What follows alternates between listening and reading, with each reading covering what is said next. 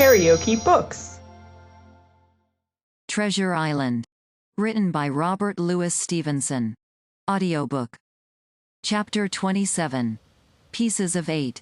Owing to the cant of the vessel, the masts hung far out over the water, and from my perch on the crosstrees I had nothing below me but the surface of the bay. Hans, who was not so far up, was, in consequence, nearer to the ship, and fell between me and the bulwarks. He rose once to the surface in a lather of foam and blood, and then sank again for good.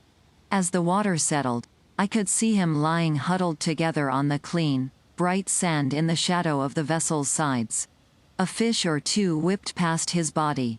Sometimes, by the quivering of the water, he appeared to move a little, as if he were trying to rise. But he was dead enough, for all that, being both shot and drowned, and was food for fish in the very place where he had designed my slaughter. I was no sooner certain of this than I began to feel sick, faint, and terrified. The hot blood was running over my back and chest. The dirk, where it had pinned my shoulder to the mast, seemed to burn like a hot iron. Yet it was not so much these real sufferings that distressed me, for these, it seemed to me, I could bear without a murmur. It was the horror I had upon my mind of falling from the cross trees into that still green water, beside the body of the coxswain. I clung with both hands till my nails ached, and I shut my eyes as if to cover up the peril. Gradually my mind came back again, my pulses quieted down to a more natural time, and I was once more in possession of myself. It was my first thought to pluck forth the dirk, but either it stuck too hard or my nerve failed me, and I desisted with a violent shudder. Oddly enough, that very shudder did the business. The knife, in fact, had come the nearest in the world to missing me altogether. It held me by a mere pinch of skin, and this the shudder tore away.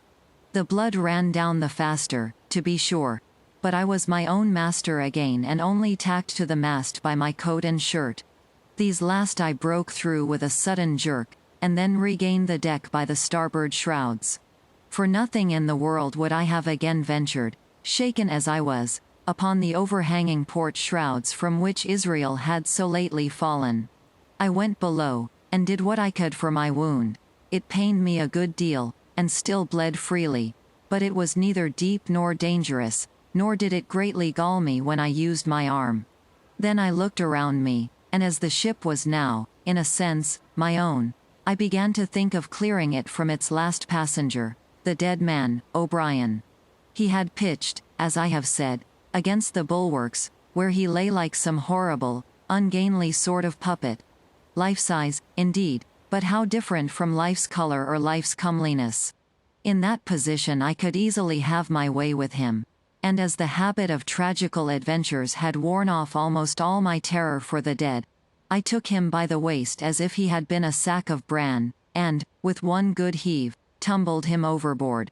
He went in with a sounding plunge.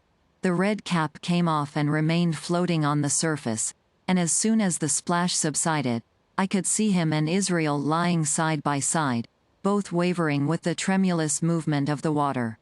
O'Brien, though still quite a young man, was very bald. There he lay, with that bald head across the knees of the man who had killed him, and the quick fishes steering to and fro over both. I was now alone upon the ship. The tide had just turned. The sun was within so few degrees of setting that already the shadow of the pines upon the western shore began to reach right across the anchorage, and fall in patterns on the deck. The evening breeze had sprung up, and though it was well warded off by the hill with the two peaks upon the east, the cordage had begun to sing a little softly to itself and the idle sails to rattle to and fro. I began to see a danger to the ship. The jibs I speedily doused and brought tumbling to the deck, but the mainsail was a harder matter. Of course, when the schooner canted over, the boom had swung outboard, and the cap of it and a foot or two of sail hung even under water. I thought this made it still more dangerous, yet the strain was so heavy that I half feared to meddle. At last, I got my knife and cut the halyards. The peak dropped instantly. A great belly of loose canvas floated broad upon the water, and since, pull as I liked, I could not budge the downhaul. That was the extent of what I could accomplish. For the rest, the Hispaniola must trust to luck, like myself. By this time the whole anchorage had fallen into shadow. The last rays, I remember, falling through a glade of the wood and shining bright as jewels on the flowery mantle of the wreck. It began to be chill. The tide was rapidly fleeting seaward, the schooner settling more and more on her beam ends. I scrambled forward and looked over. It seemed shallow enough, and holding the cut hawser in both hands for a last security, I let myself drop softly overboard. The water scarcely reached my waist. The sand was firm and covered with ripple marks, and I waded ashore in great spirits, leaving the Hispaniola on her side, with her mainsail trailing wide upon the surface of the bay. About the same time, the sun went fairly down and the breeze whistled low in the dusk among the tossing pines. At least, and at last, I was off the sea, nor had I returned thence empty-handed.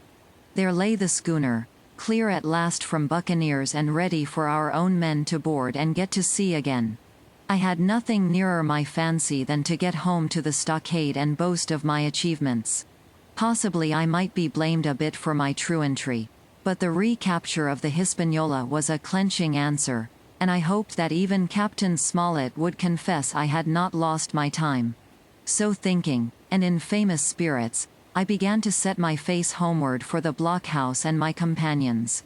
I remembered that the most easterly of the rivers which drain into Captain Kidd's anchorage ran from the two-peaked hill upon my left, and I bent my course in that direction that I might pass the stream while it was small.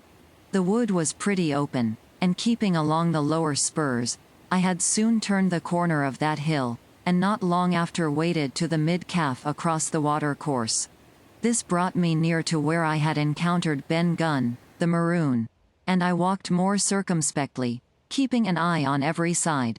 The dusk had come nigh hand completely, and as I opened out the cleft between the two peaks, I became aware of a wavering glow against the sky, where, as I judged, the man of the island was cooking his supper before a roaring fire. And yet I wondered, in my heart, that he should show himself so careless. For if I could see this radiance, might it not reach the eyes of Silver himself where he camped upon the shore among the marshes? Gradually the night fell blacker. It was all I could do to guide myself even roughly towards my destination. The double hill behind me and the spyglass on my right hand loomed faint and fainter.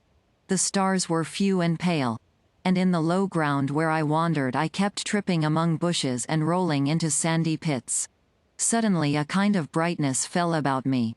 I looked up. A pale glimmer of moonbeams had alighted on the summit of the spyglass, and soon after I saw something broad and silvery moving low down behind the trees, and knew the moon had risen. With this to help me, I passed rapidly over what remained to me of my journey, and sometimes walking, sometimes running, impatiently drew near to the stockade. Yet, as I began to thread the grove that lies before it, I was not so thoughtless but that I slacked my pace and went a trifle warily. It would have been a poor end of my adventures to get shot down by my own party in mistake. The moon was climbing higher and higher. Its light began to fall here and there in masses through the more open districts of the wood, and right in front of me a glow of a different color appeared among the trees. It was red and hot, and now and again it was a little darkened, as it were, the embers of a bonfire smoldering. For the life of me I could not think what it might be. At last I came right down upon the borders of the clearing. The western end was already steeped in moonshine. The rest, and the blockhouse itself, still lay in a black shadow checkered with long silvery streaks of light. On the other side of the house an immense fire had burned itself into clear embers and shed a steady, red reverberation, contrasted strongly with the mellow paleness of the moon. There was not a soul stirring, nor a sound beside the noises of the breeze. I stopped, with much wonder in my heart, and perhaps a little terror also. It had not been our way to build great fires. We were, indeed, by the captain's orders, somewhat niggardly of firewood, and I began to fear that something had gone wrong while I was absent.